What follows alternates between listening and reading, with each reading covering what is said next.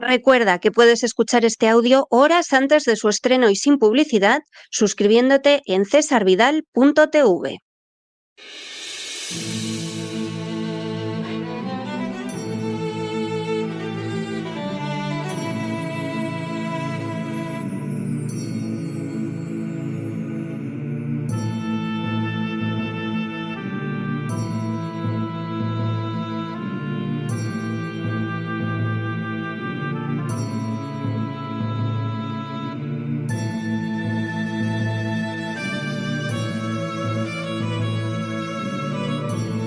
La Voz con César Vidal, desde el exilio. Muy buenos días, muy buenas tardes, muy buenas noches y sobre todo muy bienvenidos a esta nueva singladura de La Voz. Soy César Vidal, hoy es el martes 17 de junio de 2025 y me dirijo a los hispanoparlantes de ambos hemisferios, a los situados a uno y otro lado del Atlántico y del Pacífico y como siempre lo hago desde el exilio. Corría el año 1945 cuando el general americano George S. Patton fue nombrado gobernador militar de Baviera. Conocido por su clara dificultad para controlar sus palabras, Patton afirmó desde el primer momento que los alemanes derrotados eran el pueblo más decente de toda Europa. Se negó a llevar a cabo una política de desnazificación, alegando que necesitaba mantener en funcionamiento la región.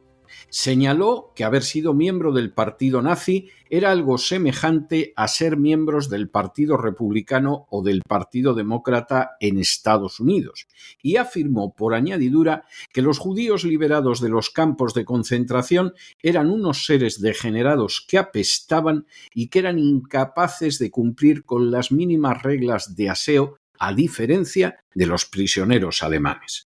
Al respecto, Patton llegó incluso a dejar constancia escrita de cómo tras reunirse con algunos judíos le había quedado tan mal olor en la nariz que le había estropeado un almuerzo al que asistió a continuación. Con todo, lo que provocó la caída de Patton fue un comentario realizado por teléfono en el que insistió en que había que atacar a la Unión Soviética, aliada de Estados Unidos en aquel entonces, y que además había que desencadenar una guerra en su contra de tal manera que pareciera que habían sido los soviéticos los agresores. El temor de que semejante comentario telefónico hubiera podido ser interceptado por los soviéticos desencadenó la inmediata destitución de Patton, que fue seguida, de forma no aclarada hasta la fecha, por un accidente supuesto que le arrebató la vida pocos días después. Se piense lo que se piense del general Patton como militar y como persona, poco puede dudarse de que su destitución evitó más que posiblemente un conflicto armado justo cuando el mundo había salido de una terrible guerra mundial. En las últimas horas hemos tenido nuevas noticias sobre los orígenes de la actual situación bélica entre Israel e Irán. Sin ánimo de ser exhaustivos, los hechos son los siguientes. Primero, el día 13 de junio, Israel comenzó una serie de ataques contra Irán sin que existiera ningún ataque previo iraní. Segundo, el ataque contra Irán fue presentado por el gobierno israelí como un ataque preventivo para evitar que Irán utilizara armamento nuclear, un armamento del que no existe la menor prueba. Tercero, el ataque además se produjo cuando Estados Unidos e Irán estaban negociando el uso de energía nuclear por parte de Irán. Cuarto, en apariencia, el ataque contra Irán era una ampliación de los ataques israelíes contra Gaza después de los atentados de Hamás del 7 de octubre, así como de otros ataques israelíes desencadenados contra el Líbano y contra Siria. Quinto, en realidad, los ataques llevados a cabo por Israel contra Irán responden de manera prácticamente literal a lo contenido en un estudio de la Brookings Institution publicado en 2009 y que se titulaba Which Path to Persia? Options for a New American Strategy Toward Iran. Es decir, ¿qué camino hacia Persia? opciones para una nueva estrategia americana en relación con Irán. Sexto, la Brookings Institution es un think tank con sede en Washington, mantenido por el gobierno y las Fuerzas Armadas de Estados Unidos, así como por intereses financieros y empresariales en Occidente. Sus trabajos, elaborados por figuras extraordinariamente importantes de la política americana, no suponen ni especulación ni simple análisis, sino que por el contrario recogen el consenso sobre la política que tiene que seguir Estados Unidos. Séptimo, el citado trabajo del año 2009, de una extensión de 170 páginas, contiene los planes que han de seguirse para derribar al gobierno iraní. Octavo, así, en el capítulo segundo, titulado Tempting Iran, es decir, Tentando Irán, se describe cómo hay que iniciar conversaciones con Irán relacionadas con el programa nuclear, no con la finalidad de alcanzar un acuerdo, sino de poder abandonar unilateralmente el plan y utilizar esa situación provocada por Estados Unidos como una excusa para atacar al gobierno iraní. Noveno, el capítulo sexto, titulado The Velvet Revolution, es decir, la revolución de terciopelo, señala cómo se puede sembrar discordia en Irán valiéndose de grupos de oposición y también de organizaciones como el MEK que figuran en el listado de organizaciones terroristas del Departamento de Estado. Es decir, Estados Unidos no solo utilizaría para socavar al gobierno iraní a fuerzas de oposición, sino también a grupos islámicos de carácter terrorista. Décimo, el capítulo tercero, titulado Going All the Way Invasion, es decir, llevando el camino hasta el final, invasión, describe cómo sería una invasión a gran escala llevada a cabo por fuerzas americanas. Undécimo, el capítulo cuarto, titulado The Osirak Option Airstrikes, es decir, la opción Osirak, ataques aéreos, señala cómo podría atacarse Irán en una campaña de bombardeos desde el aire. Duodécimo, resulta especialmente revelador que haya todo un capítulo, el quinto, titulado Leave it to Bibi, Allowing or Encouraging an Israeli Military Strike, es decir, dejádselo a Bibi, el mote del presidente Netanyahu, permitiendo o estimulando un ataque militar israelí. Este capítulo está dedicado a cómo utilizar a Israel para desencadenar una guerra contra Irán que en su apariencia inicial implicaría señalar que Estados Unidos no desea la entrada en ella, pero a la que se sumaría después. 13. Desde el año 2009, todas y cada una de las tácticas contempladas en este informe han sido intentadas, en ocasiones varias veces, o están ahora en proceso de llevarse a cabo. 14. Así, la administración Obama firmó un acuerdo nuclear con Irán que fue abandonado de manera unilateral por Donald Trump y bloqueado posteriormente durante el mandato de Joe Biden. 15.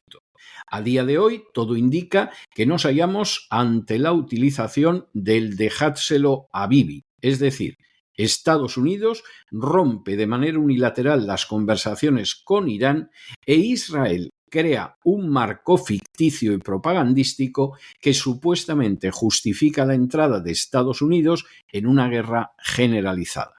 16. Al llegar a ese punto, la Brookings Institution dejó varias cuestiones claramente establecidas. La primera es que Irán no desea la guerra, ni con Israel ni con Estados Unidos. La segunda es que se necesitaría mucho esfuerzo para hacer creer a la opinión pública internacional que el culpable de la deseada guerra es Irán y no Washington o Tel Aviv. Y la tercera, que existía el riesgo de que Irán no respondiera a la provocación y dificultara a Tel Aviv o a Washington desencadenar una guerra total. 17. El informe señalaba que sería muy difícil para Estados Unidos el inducir a Irán a caer en la tentación si el resto del mundo se percataba del juego, lo que socavaría el plan. 18. A continuación, el informe señalaba que una posibilidad sería provocar intentos de cambio de régimen de tal manera que Teherán respondiera abierta o semiabiertamente, lo que podría ser presentado como un acto no provocado de agresión iraní.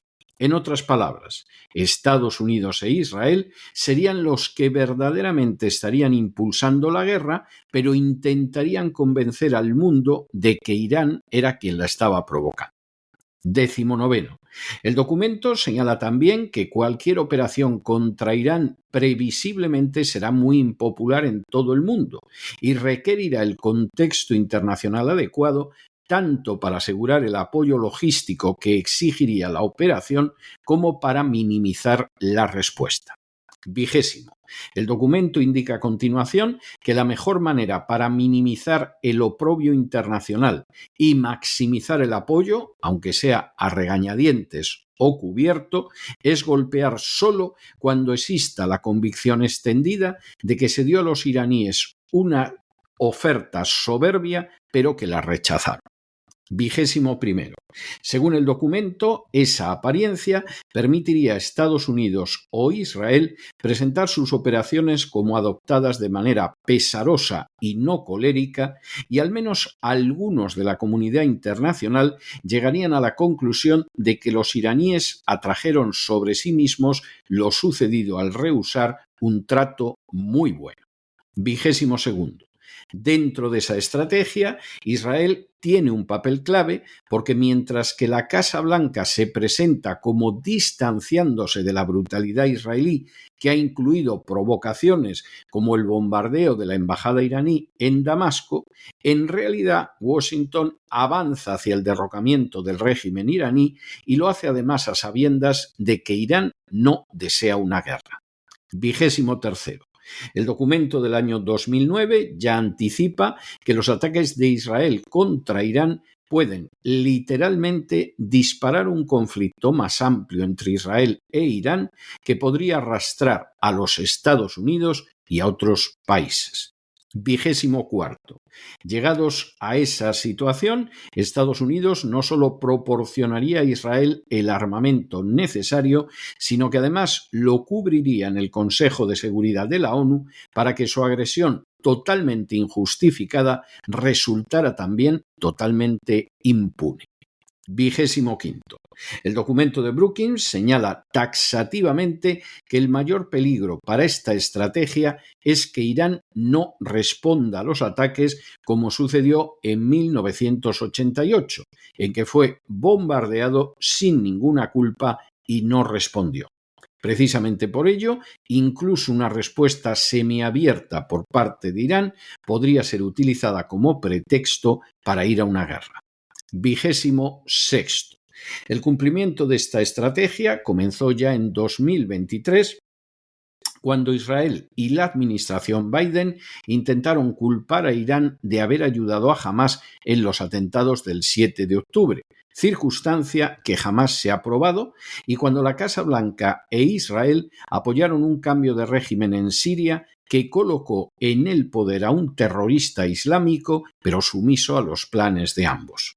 Y 27, semejante estrategia sería una repetición de la guerra desencadenada por la OTAN en Ucrania, que tuvo su punto de partida en el golpe de Estado de 2014 y en las matanzas perpetradas por los nacionalistas ucranianos contra los habitantes del Donbass, y a la que Rusia tardó 8 años en responder, intentando todos los medios de resolución pacífica del conflicto. Que Irán no tiene la bomba atómica, que abandonó hace más de 20 años su programa de fabricación de armamento nuclear y que a pesar de todo Israel lo ha agredido sin la menor justificación y en contra del derecho internacional, son circunstancias absolutamente innegables. Que las furcias mediáticas están intentando vender la agresión israelí como un favor que Israel le hace al mundo entero resulta innegable para cualquiera que siga los medios en las últimas horas. Más difícil de discernir es que todo el proceso sigue un plan del año 2009 en el que se reconocía que Irán no tenía la menor intención de atacar a nadie, y menos a Israel y Estados Unidos, y que para ir a una guerra que derrocara el régimen había que provocarla teniendo un papel clave en esa provocación y en la guerra posterior tanto Israel como su primer ministro Benjamín Netanyahu, Bibi. Los paralelos respecto a lo que sucede hoy en día son tan obvios que resulta imposible calificarlos de casualidad. Llegados a ese punto, quedan sin embargo en el aire algunas cuestiones importantes. La primera es quién tira realmente de los hilos en esta situación. Es un lobby sionista que controla el Senado y la aplastante mayoría del Congreso de los Estados Unidos. Es una Casa Blanca que se vale de Israel para subvertir a su gusto Oriente Medio. ¿O se trata más bien de una simbiosis entre un Netanyahu que intenta no acabar en prisión desencadenando una guerra tras otra en Oriente Medio y un complejo militar industrial que lo contempla como instrumento privilegiado para llevar a cabo sus planes, igual que la Big Pharma también lo hizo durante la crisis del coronavirus? No menos importante es el segundo grupo de preguntas relacionadas con Donald Trump, un hombre que llegó a la presidencia, entre otras razones, porque se presentó como el presidente de la paz que acabaría con las guerras en el mundo, comenzando con la de Ucrania, pero que hasta la fecha no ha logrado poner fin a ningún conflicto. ¿Realmente Donald Trump controla esta situación? ¿O el complejo militar industrial lo mueve como una marioneta, como ya sucedió con presidentes anteriores? ¿Realmente Donald Trump cree que la estrategia de romper las negociaciones con Irán para luego ir a la guerra? ¿O por el contrario, esta estrategia que se señalaba en el documento al que hemos hecho referencia es un embuste al que se ha sometido de manera consciente o inconsciente por razones superiores? ¿Pretende, además, Donald Trump mantener al movimiento MAGA unido, traicionando así sus promesas de dejar a Estados Unidos fuera de guerra? ¿O ya sabe que es imposible la salvación de MAGA y que la única carta que todavía une a sus seguidores es la lucha contra la inmigración ilegal? Finalmente, ¿quién domina en esta situación? ¿Es Estados Unidos quien impone su política a Israel, como pretenden muchos israelíes? ¿O es Israel y sus lobbies quienes imponen su política sobre Estados Unidos, como sostienen ya millones de ciudadanos americanos?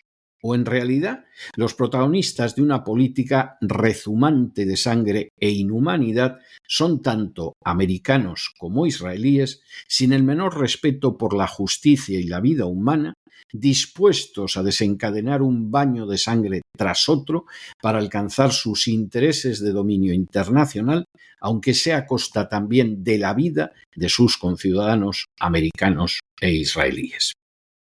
Es muy difícil responder a estas preguntas, pero más difícil es tener que aceptar que a día de hoy nadie puede destituir a gente ansiosa de ir a una guerra terrible, como en 1945 fue destituido el general Patton. Pero no se dejen llevar por el desánimo o la frustración, y es que a pesar de que los poderosos muchas veces parecen gigantes, es solo porque se les contempla de rodillas, y ya va siendo hora de ponerse en pie. En el tiempo que han necesitado ustedes para escuchar este editorial, la deuda pública de España ha aumentado en cerca de 7 millones de euros, y más que va a aumentar dado el gasto de rearme que en estos momentos impulsa como marioneta innegable de la agenda globalista el gobierno socialcomunista presidido por Pedro Sánchez. Muy buenos días, muy buenas tardes, muy buenas noches. Les ha hablado César Vidal desde el exilio. Que Dios los bendiga.